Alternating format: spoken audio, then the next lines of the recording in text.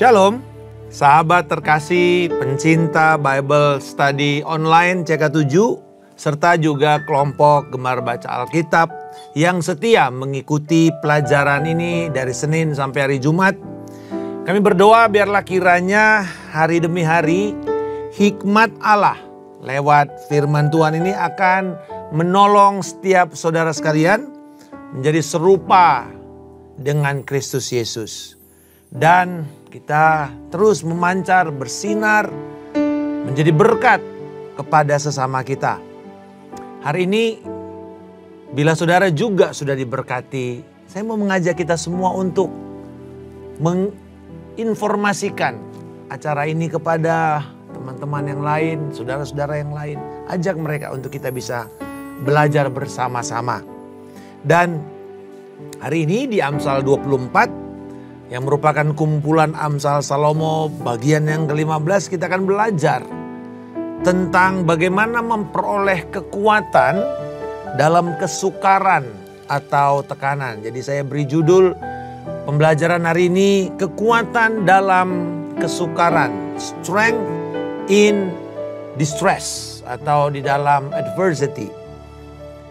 Dan saya percaya bahwa pada waktu hati kita juga siap, kita melembutkan hati kita, membangun keintiman kita dengan Kristus. Biarlah kiranya lewat pujian penyembahan kita pada malam hari ini, syukur yang kita naikkan kepada Tuhan. Mari kita katakan kepada Tuhan, sungguh kami mengasihi Engkau Tuhan Yesus. Kami mencintai firman-Mu lebih daripada apapun. Kami hidup untuk kebenaran-Mu senantiasa. Mari Roh Kudus. Haleluya. Haleluya.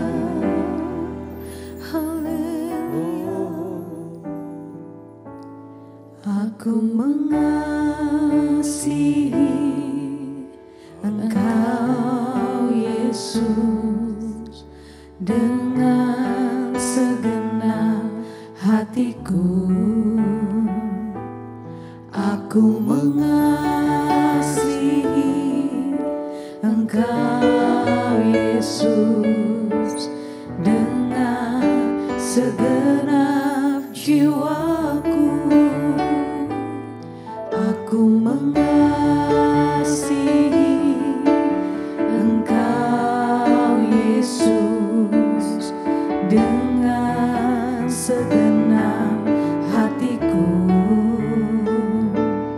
Aku mengasihi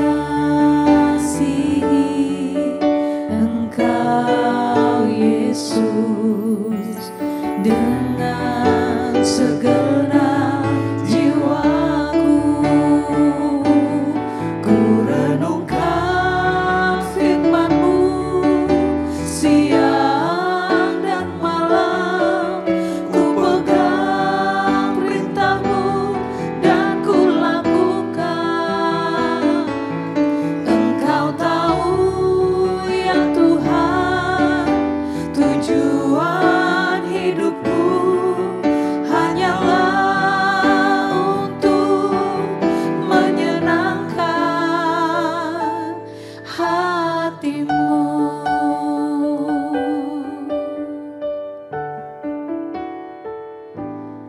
Aku mengasihi Engkau Yesus dengan segenap hatiku. Aku mengasihi Engkau Yesus dengan segenap jiwaku. Ku renungkan firman-Mu siang dan malam. Ku pegang perintah-Mu dan ku lakukan.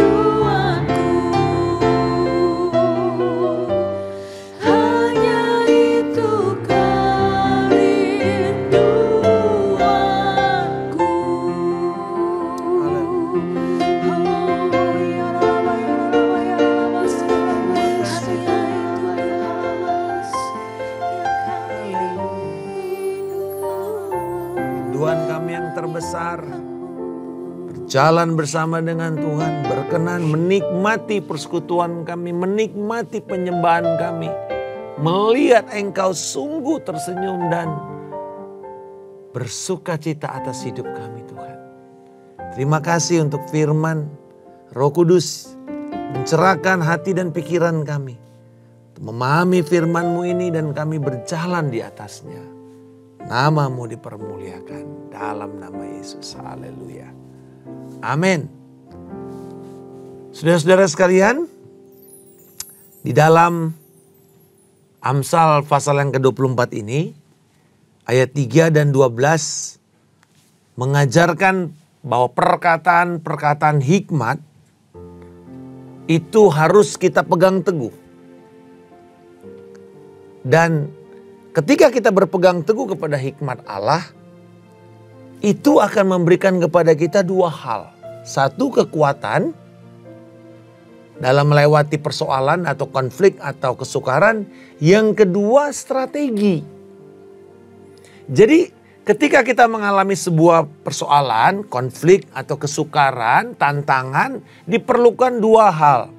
Kekuatan untuk melewatinya, endurance, strength, tapi juga strategi.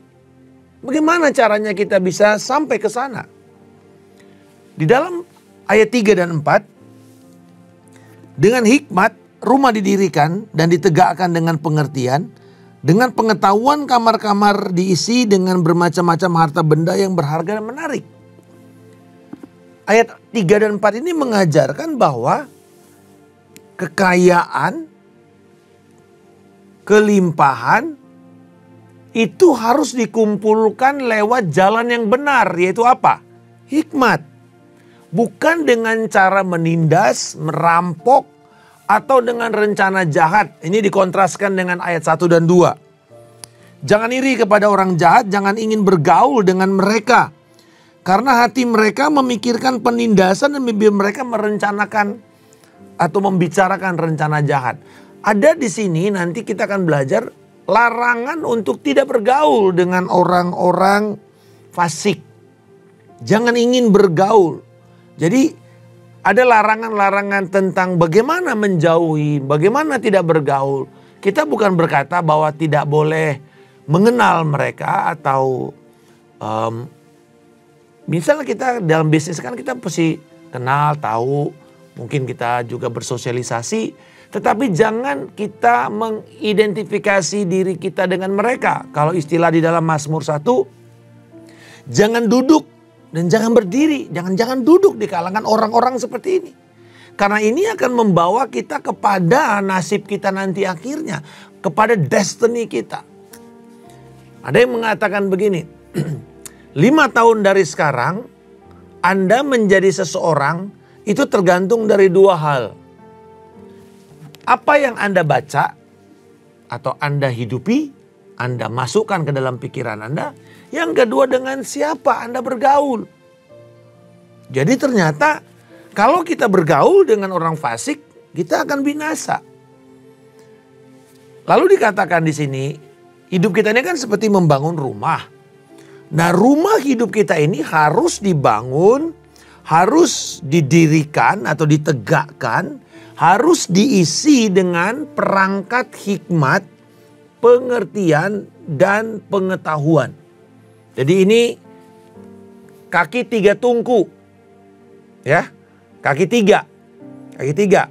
Pengetahuan, pengertian, dan hikmat. Ini sebenarnya di dalam proses pembelajaran, pengetahuan ini adalah informasi dasar. Apa, siapa, di mana, kemudian dengan siapa, kapan. Nah itu informasi dasar. Tapi ini tidak cukup. Perlu ada pengertian. Pengertian itu bagaimana kita menghubungkan satu dengan yang lain. Connecting the dots. Karena kita akan dituntun dengan satu pertanyaan. Mengapa? Mengapa orang benar jatuh tapi bisa bangkit kembali? Nah itu maka kita nanti dikumpulkan dengan semua fakta-fakta yang ada dulu. Tetapi kemudian nanti hikmat ini sampai kepada pertanyaan bagaimana bagaimana untuk bisa membangun kembali? Bagaimana bisa kita tegak walaupun kita jatuh berulang-ulang dan berhasil? Jadi ini bicara mengenai jalan keluar. Jadi hikmah itu cuma bukan tahu, ngerti, tapi tahu bagaimana memberi jalan keluar. Tahu bagaimana mempresentasikan. Karena kalau cuma pengetahuan saja, Mbah Google tuh lebih hebat. AI lebih hebat. Tapi bagaimana sampai mempresentasikan itu walaupun ada banyak peralatan-peralatan, perangkat-perangkat piranti-piranti lunak seperti artificial intelligence, tetapi tidak bisa mengalahkan hikmat dari Allah yang tahu bagaimana memproses ketiga hal itu.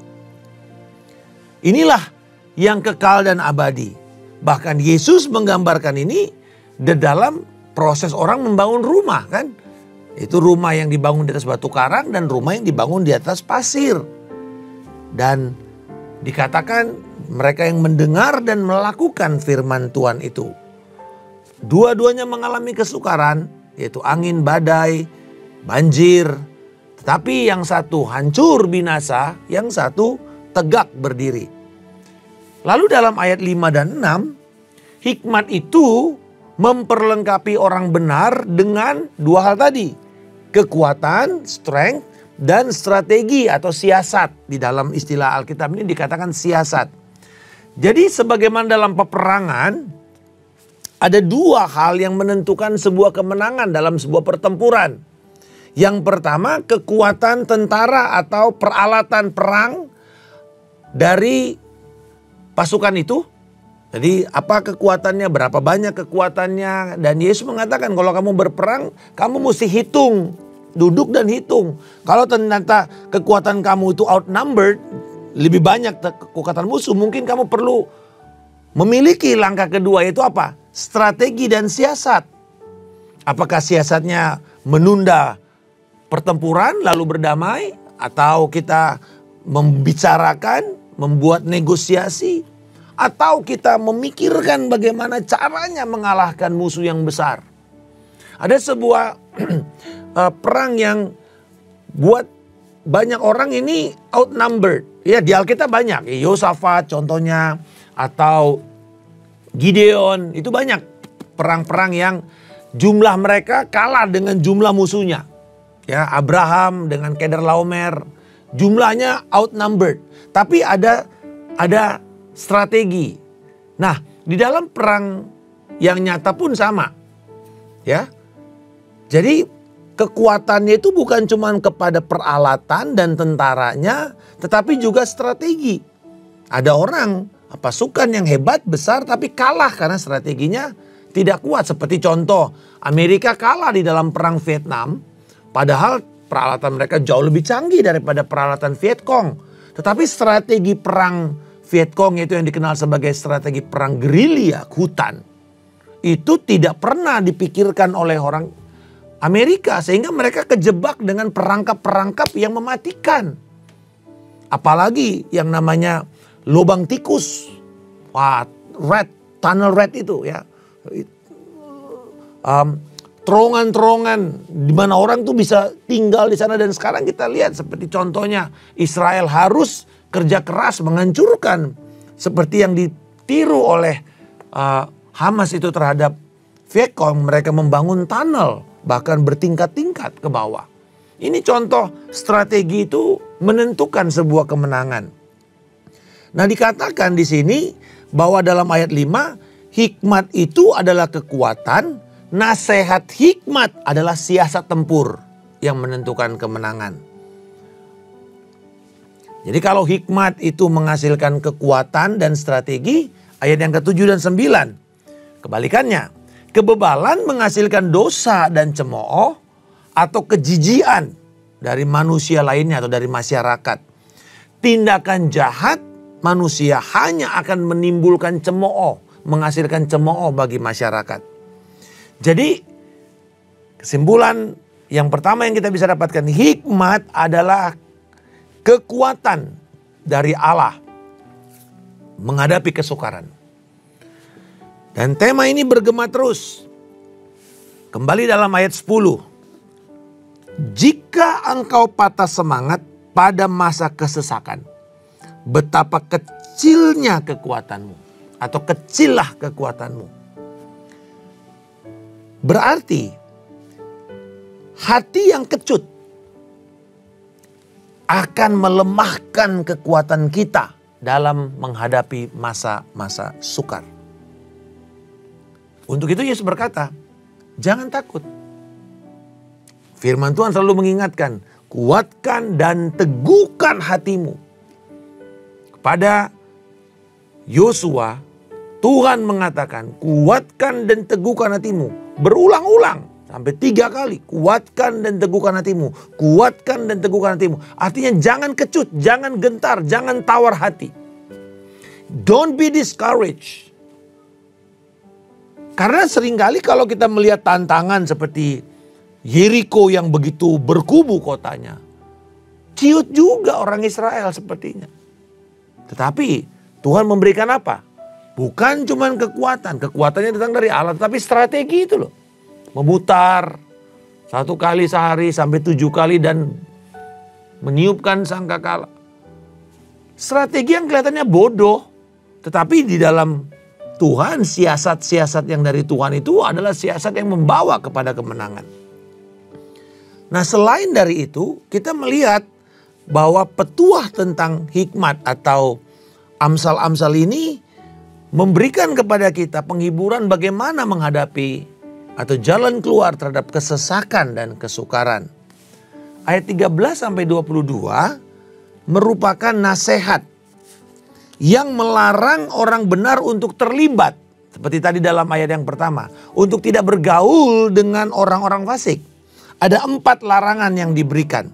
Yang pertama dikatakan jangan mengintai atau menjebak orang benar. Ayat 15 dan 16. Jangan mengintai kediaman orang benar. Lalu kemudian ayat yang ke-16. Sebab walaupun mereka jatuh 7 kali, orang benar itu akan bangkit kembali.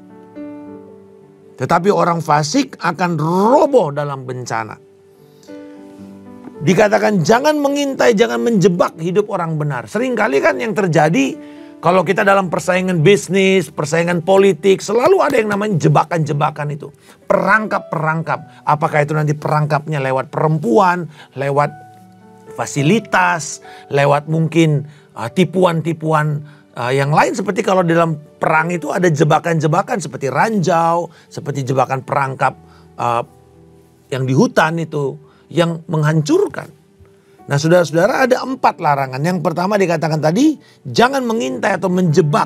Jangan berpikir untuk menghancurkan orang. Jangan berniat untuk merusak hidup orang lain. Yang kedua, jangan bersuka cita kalau melihat musuhmu jatuh. Atau orang fasik itu jatuh. Justru kita berbelas kasihan. Ayat 17 dan 18. Jangan bersuka cita kalau musuhmu jatuh. Jangan hatimu bersukaria kalau ia terperosok. Supaya Tuhan tidak melihatnya dan menganggap itu hal yang jahat. Lalu memalingkan murkanya dari orang itu. Jadi kita kadang-kadang kesel ya melihat orang jahat itu. Lalu kemudian dihakimi lalu wah bersorak-sorak kita. Tapi justru harusnya kita berbelas kasihan. Dan ini memang kelihatannya sebuah paradoks, sebuah kontroversi. Loh kan Tuhan memang pantas dong dia dihakimi. Tapi Tuhan mengatakan, kamu jangan seneng kalau orang itu jatuh. Itu SMS saudara ya. Seneng melihat orang susah. Susah melihat orang senang. Nah itu dia. Jadi jangan kamu berperilaku SMS. Seneng melihat orang susah. Bangga gitu loh kalau orang itu lagi kesusahan. Karena itu berarti saudara sedang sombong dan membandingkan bahwa saudara lebih baik daripada mereka. Padahal ingat Tuhan sebagai hakim kita. Dikatakan makanya ketika Tuhan melihat itu murkanya kebalik. Justru kena kepada orang benar. Yang ketiga, jangan iri kepada orang fasik. Ayat 19 dan 20. Jangan menjadi marah kalau orang fasik itu berbuat jahat. Iri kepada mereka. Karena tidak ada masa depan sebenarnya buat mereka. Jadi kadang-kadang kan mereka ini cepat kaya. Ya, kita lihat orang-orang yang melakukan penipuan-penipuan tuh mereka kelihatannya wah kaya, jalan-jalan kemana-mana, plesir. Lalu kemudian makan-makan di restoran yang mahal, punya barang-barang mewah. Tapi ternyata hidup mereka dari menipu orang. Ternyata tidak lama semuanya disikat habis. Jangan menempuh jalan pintas untuk menghasilkan kekayaan. Ini salah satu jalannya orang fasik. Jadi jangan kita langsung aduh iri ya. Aku udah susah-susah seperti pemazmur ya. Aku udah susah-susah hidup menjaga hidupku bersih. Tapi kok ternyata orang fasik enak-enak. Tapi kan kita tahu di ujungnya dikatakan mereka berjalan di tempat yang licin. Dan sebentar mereka tergelincir dan mati. Yang keempat, jangan melawan raja dan Tuhan. Ayat 21 dan 22. Hai anakku, takutlah akan Tuhan dan raja. Jangan melawan kedua-duanya. Karena dengan tiba-tiba mereka yaitu Tuhan dan raja menimbulkan bencana. Dan siapa mengetahui kehancuran mendatangkan mereka. Kita lihat kalau Tuhan menghakimi itu tidak ada orang yang bisa memprediksi. Jadi saudara, jangan memberontak kepada otoritas. Baik firman Tuhan maupun kepada otoritas. Dan tertinggi bukanlah semata-mata otoritas. Karena raja ini kan mengemban otoritas konstitusi atau perintah atau titah daripada Tuhan itu sendiri. Jadi saudara-saudara, kita melihat jangan berasosiasi dengan mereka yang memberontak kepada Tuhan. Memberontak kepada raja. Jangan berasosiasi dengan orang yang suka iri. Dengan orang-orang yang cepat kaya tapi berbuat jahat. Lalu Amsal ini ditutup dengan kumpulan petuah-petuah atau hikmat-hikmat dari orang bijaksana. Dari ayat 23 sampai dengan 34. Dan ini sebenarnya seperti kayak perpasang-pasangan. Ya. Yang pertama itu adil dalam sebuah persidangan. Marilah kita adil dalam sebuah persidangan atau mengadili sebuah perselisihan. Ayat 23b sampai dengan 25. Memandang bulu dalam pengadilan itu tidak baik. Jadi pilih kasih, berat sebelah, itu tidak baik. Nah seringkali kepada orang tua hati-hati kalau kita mengadili perselisihan di antara anak-anak kita. Jangan berpihak. Karena pasti kalau ada perselisihan dua-duanya selalu pasti ada andil dalam kesalahan itu. Maka berpihaklah kepada kebenaran. Dikatakan di sini kepada orang fasik kalau engkau mengatakan oh orang fasik udah tahu orang fasik jahat. Tetap dikatakan engkau tidak bersalah. Kamu akan dikutuki, dilaknat. Oh aduh mengerikan sekali katanya. Dilaknat, dikutuk, ditulah. Mengerikan saudara. Artinya coba bayangkan ini hakim yang jelas-jelas orang ini salah. Orang ini membunuh dengan keji. Diberi putusan ringan. Padahal ancamannya bisa hukuman mati misalnya. Tapi diberi putusan ringan. Malah nanti di ujung-ujungnya bisa bebas. Ini kan menimbulkan sakit hati dari rakyat. Tapi Alkitab jelas mengatakan orang-orang seperti ini gak akan bebas. Justru mereka akan mendapatkan konsekuensinya. Jadi bila kita di pihak otoritas yang memiliki hak dan otoritas untuk mengadili perselisihan. Mari ingat, jangan kita berpihak kepada kejahatan. Berpihaklah kepada kebenaran. Yang kedua, petua tentang perkataan yang tepat waktu. Ayat 26. Siapa memberi jawaban yang tepat, mengecup bibir ya, mencium. Jadi artinya perkataan yang tepat itu membawa kasih, membawa cinta, membawa kehidupan. Lalu ayat 27. Perilaku positif dalam bekerja. Bereskanlah pekerjaanmu di luar. Siapkanlah itu bagimu di ladang. Kemudian barulah engkau mendirikan rumahmu. Artinya apa? Kembali lagi. Kemalasan itu apa? Memulai sesuatu tapi tidak pernah menuntaskan. Tidak pernah membereskan hasil kerjanya. Artinya membuat prioritas. Dan firman mengatakan prioritas kita pertama, carilah dahulu kerajaan Allah dan kebenarannya. Bereskan pekerjaanmu, baru kemudian dirikan rumahmu. Ada tanggung jawabmu yang lebih besar. Upayakan kepentingan orang lain lebih dahulu, baru dirimu. Yang pertama Tuhan, orang lain, lalu diri kita. Itu sebabnya lagu anak-anak sekolah minggu itu, I got joy deep in my heart. Deep, deep, deep in my heart. G-O-Y. Down in my heart. G-O-Y. Jesus, others, yourself. Joy. Yesus dulu. Orang lain, baru diri kita. Barulah kita hidup dalam sukacita penuh dengan Tuhan. Ini saudara, pentingkan orang lain, tuntaskan pekerjaan yang dipercayakan kepada saudara. Seberapa sulit pun itu, seberapa mepet pun waktunya, tuntaskan. Lalu, nah ini tadi yang namanya ini sebuah kalau kita susun strukturnya itu A, B, C, B apostrof, lalu kemudian A apostrof. Jadi kayak begini ya. Nah, mari kita lihat tadi mulainya dengan adil dalam persidangan, perkataan yang tepat, perilaku yang positif. Nah sekarang perkataan yang salah. Nah berarti kan tadi yang dibaliknya. Perkataan yang salah. Ayat 28 dan 29. Jangan menjadi saksi terhadap sesamamu tanpa sebab. Nah ini kan bicara lagi tadi tentang bagaimana kalau kamu dalam pengadilan. Jangan menipu dengan bibirmu, jangan bersaksi dusta. Jangan engkau berkata sebagaimana ia memperlakukan aku, demikianlah aku perlakukan dia. Aku akan membalas sesuai dengan perbuatannya. Kembali lagi, keadilan, perkataan yang tidak tepat, yang menipu, yang berdusta. Lalu yang terakhir, perilaku negatif dalam bekerja. Dari ayat 30, dia bicara mengenai aku melewati ladang seorang pemalas, kebun anggur orang yang bebal, yang tak berakal budi. Lihat, semuanya ditumbuhi onak, itu duri-duri.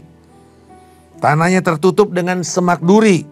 Temboknya sudah roboh, artinya berbicara mengenai orang yang tidak pernah mengusahakan, menjaga, memelihara, merawat.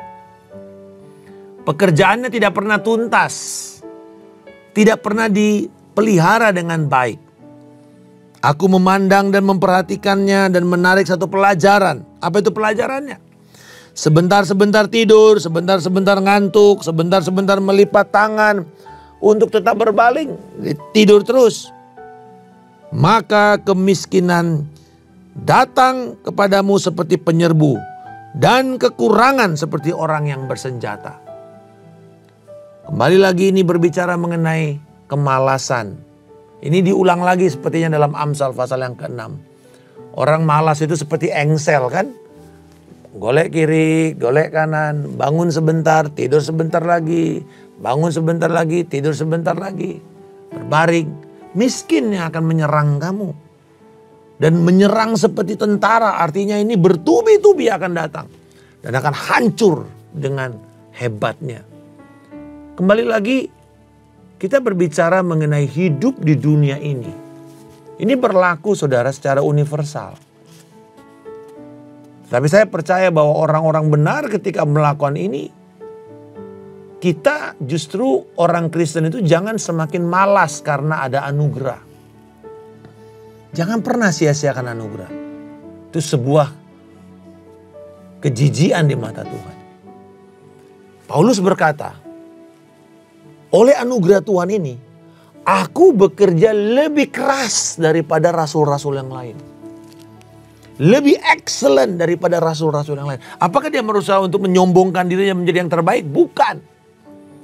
Tetapi karena dia sadar di dalam 1 Korintus pasal yang ke-15 dikatakan, oleh anugerah Allah aku diselamatkan. Siapa aku ini? Aku ini orang yang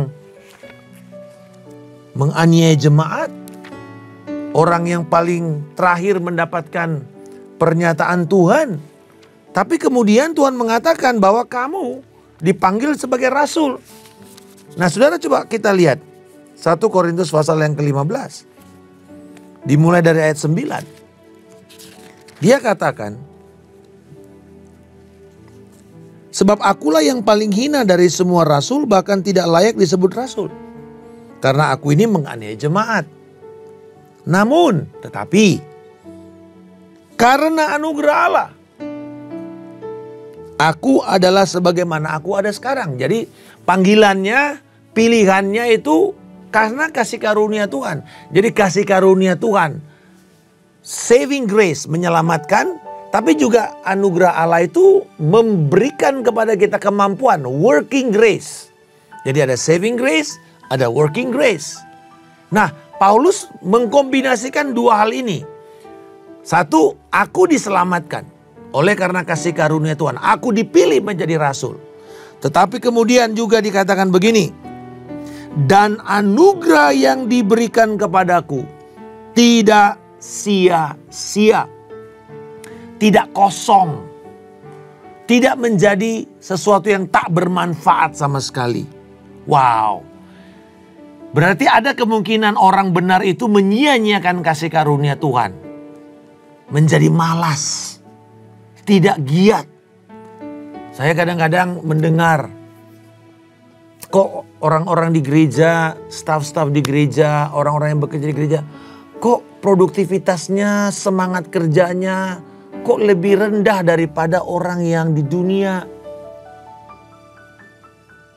Malah kadang-kadang cenderung dikatakan kok mereka males ya Pak. Karena kadang-kadang mereka salah mengartikan kasih karunia Tuhan. Paulus bilang, aku tidak membuat itu menjadi kenos, menjadi kosong, menjadi tak bermanfaat. Tetapi dikatakan sebaliknya, aku telah bekerja lebih keras dari mereka semua. Mereka semua ini bicara mengenai para rasul-rasul. Tetapi bukan aku. Nah ini saudara lihat. Melainkan anugerah yang menyertai aku. Jadi kita sadar. Amsal tadi juga bergema sampai ke perjanjian baru. Bahwa ketika kita menyadari anugerah Tuhan, kemalasan itu dosa. Menunda-nunda itu dosa. Bekerjalah lebih giat. Ketika waktunya bangun, bangun. Lakukan aktivitas kita. Cari Tuhan. Lakukan firman Tuhan. Bekerja untuk memuliakan Tuhan. Sehingga pada akhirnya Tuhan bisa mengatakan, baiklah engkau hambaku yang baik dan setia. Ada perumpamaan mina. Tuhan itu memberi 10 mina kepada 10 budaknya. Satu bisa menghasilkan 5, satu bisa menghasilkan 10. Tapi ada yang tidak menghasilkan kecuali mengembalikan mina itu. Yang 5 dan 10 mendapatkan pengaruh, kekuasaan, pemerintahan bersama dengan Tuhan. Yang satu justru diambil dan diberikan kepada yang lebih banyak. Saya percaya salah satu interpretasi dari mina itu adalah waktu. Adakah di sini yang karena Tuhan begitu sayang kepada saudara, saudara diberikan waktu 26 jam satu hari? Adakah saudara di sini yang karena Tuhan tidak sayang sama saudara, kamu hanya dikasih 22 jam untuk kamu jalani satu hari? Tidak ada. Semua kita diberi mina yang sama, 24 jam. Tapi kenapa ada orang yang begitu berhasil? Ada orang yang tetap tinggal dalam kemalasan dan kemiskinan? Jawabannya sederhana. Apa yang engkau perbuat dengan waktu yang Tuhan percayakan kepadamu? Efesus pasal yang ke-5 mengatakan waktu ini jahat. Marilah kita pergunakan sebaik-baiknya. Karena nanti Tuhan akan tanya itu dan minta pertanggungjawaban atas segala waktu yang kita buat. Apakah waktu ini kamu kerjakan untuk kemuliaan Tuhan atau tidak? Dan ingat, anugerah Tuhan tersedia kepada kita untuk membuat kita bisa menjadi orang yang bijak dan bermanfaat bagi kemuliaan Tuhan. Kami berdoa Engkau memberkati setiap anak-anak-Mu Tuhan pada hari ini. Kami menutup pelajaran kami ini dengan satu kesadaran penuh. Kami akan bertindak rajin dan memuliakan Tuhan dalam hidup kami. Dalam nama Yesus kami berdoa. Haleluya. Amin. Tuhan Yesus memberkati. Sampai bertemu kembali. Shalom.